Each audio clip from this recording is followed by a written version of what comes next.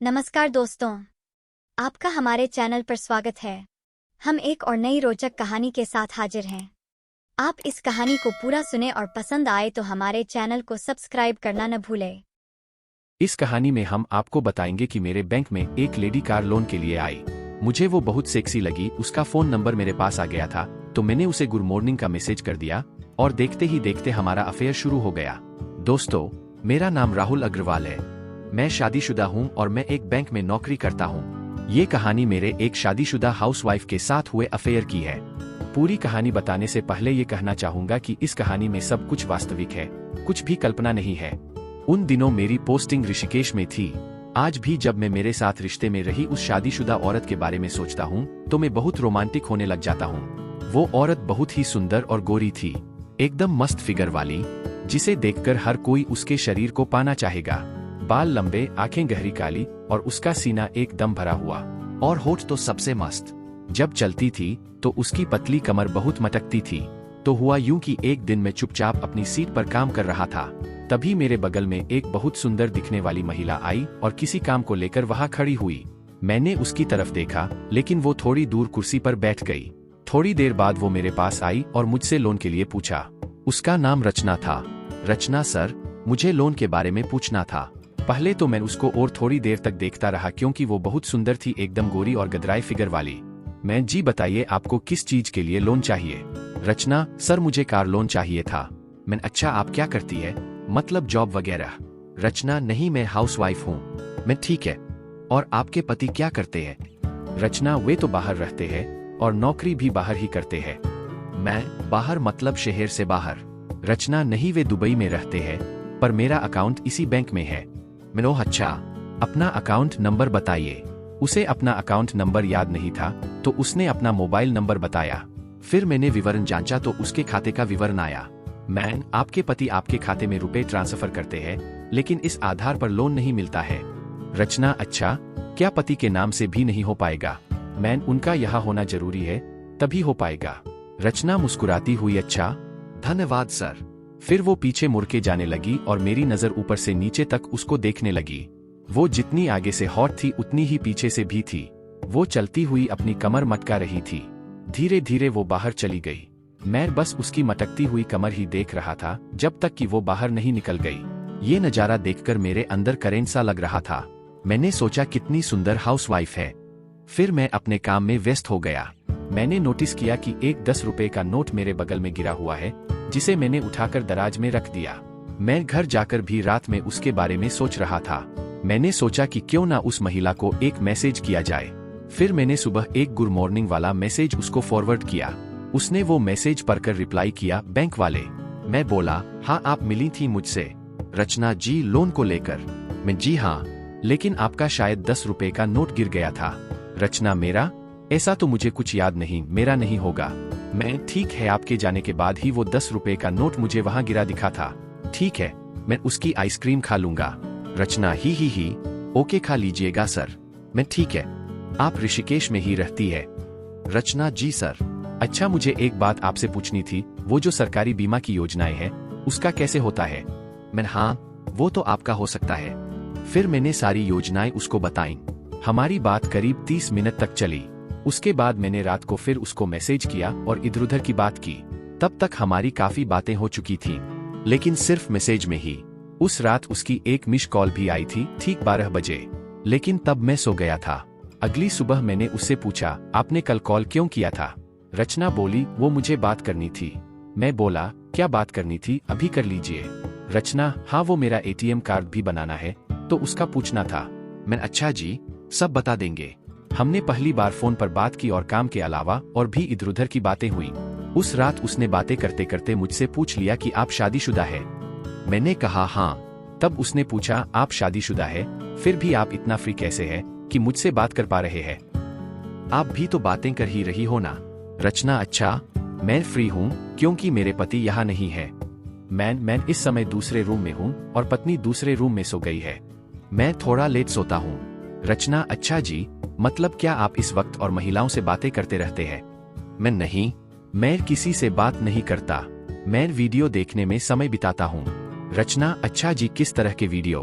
Man मुझे affairs पसंद है, जिनके पति का किसी दूसरे की पत्नी के साथ अफेयर होता है। रचना ओह अच्छा, वैसे आप सावधान इंडिया या क्राइम पेट्रोल वगैरह देखते हो? मैन हाँ, वो भी मुझे पसंद है। और आपको? रचना हाँ मुझे भी। मैं उसमें किस तरह के एपिसोड पसंद है? रचना थोड़ा शर्माते और मुस्कुराते हुए अफेयर वाले। मैं ओह अच्छा, आपको भी अफेयर्स पसंद है? रचना हाँ, बहुत इंटरेस्ट आता है उनमें। मैं आपका कभी किसी के साथ अफेयर हुआ है?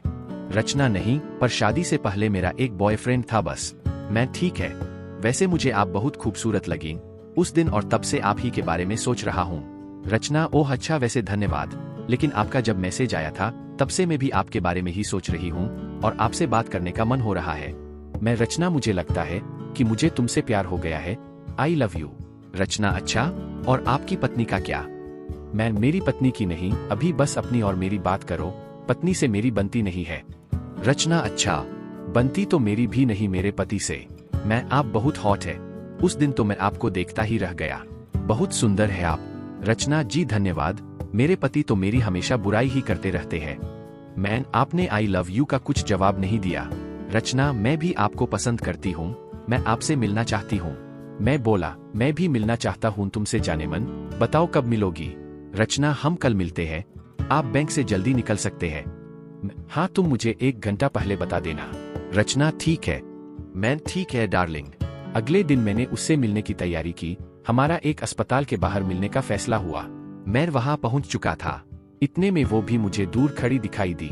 मैं अपनी कार उसके पास ले गया और वो अंदर बैठ गई। हम एक दूसरे से काफी शर्मा रहे थे। फिर धीरे धीरे बातें शुरू हुई। मैंने पूछा आप आ गई मिलने? मुझे लगा था कि शायद आप नहीं आओगी। रचना मुझे वैसे टाइम नहीं मिला, लेकिन आज मैंने टाइम निकाल लिया। मैंने उसका हाथ अपने हाथों में लिया और सहलाने लगा, वो मुस्कुराने लगी। फिर हम थोड़ा आगे ड्राइव करके गए। मैंने एक जगह गाड़ी साइड में रोकी और फिर उसको स्माइल किया। वो भी मेरी तरफ देख रही थी। मैं धीरे से उसके चेहरे के आगे आ गया और उसको प्यार से एक किस किया। वो शर्मा गई। फिर मैंने उसका चेहरा अपने हाथों में लिया और फिर उसके होठों पर किस करने लगा। इसमें वो भी मेरा साथ दे रही थी और मेरे होठों को अपने होठों से चूम रही थी। ये मेरा एक शादीशुदा औरत को किस करने का पहला अनुभव था। हम एक दूसरे को किस किए जा रहे थे और एक दूसरे की तरफ खींचे जा रहे थे। काफी देर बाद हम अलग हुए। ऐसा लग रहा था कि वो बहुत दिनों से ऐसे किस करने को मचल रही है, इसलिए वो पीछे नहीं हटी और किस करने में मेरा साथ देती रही। हम एक दूसरे को प्यार से देख रहे थे और हल्की स्माइल कर रहे थे। मैंने कहा रचना जाने मन, तुम बहुत हॉट हो, मेरा तो मन कर रहा है कि तुमको प्यार करता रहूं। रचना यहाँ कोई देख लेगा? मैं यहाँ कार के अंदर कोई नहीं देखेगा मेरी जान, इधर आओ ना। रचना बस ज्यादा नहीं डार्लिंग। रचना तुम बहुत मस्त हो डार्लिंग, तुम्हें प्यार करने में बहुत मजा आ रहा है। फिर मैं एक हाथ उसके सीने पर ले गया और उसने मेरा हाथ पकड़ा और नीचे कर दिया।